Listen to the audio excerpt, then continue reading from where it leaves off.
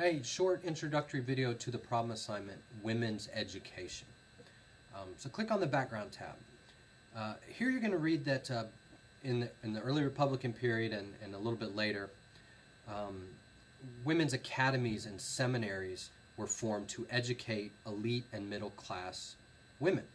And this made women among some of the most educated women in the world in the late 18th and early 19th century.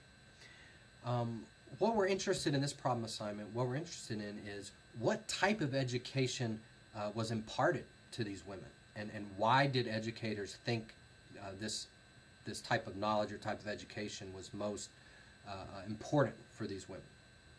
And be sure to watch the video by Dr. Winter. It really lays out these issues in a really clear way. And what she tells us is that a major goal in women's education was to make them into what historians call Republican motherhood. Republican motherhood. To teach them what it means to live in the world's first Republican system, in the modern world's first democratic type system. Remember, our founding fathers, they knew what they were doing was an experiment. It was brand new. And they often worried, were the American people virtuous enough to rule themselves? You know, were they ready for this political power to be given to them?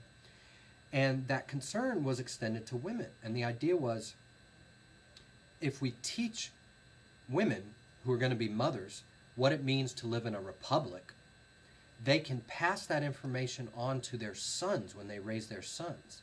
And so this is a way in which Republican values, American values and representative democracy can be passed on from generation to generation. So that's a little bit of the background what we're dealing with here. Click on the Sources tab.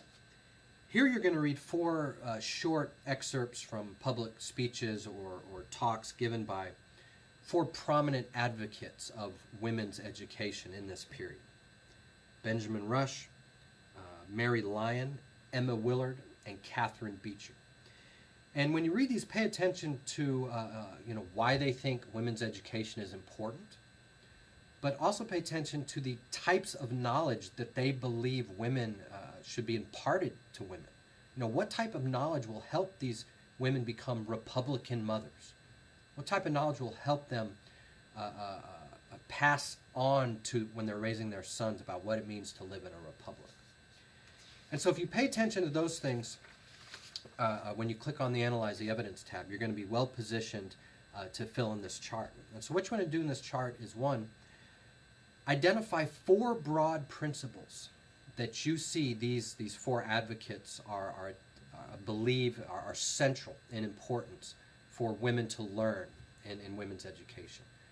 What are four of the biggest things, the four principles that women need to learn according to these four voices to become Republican mothers?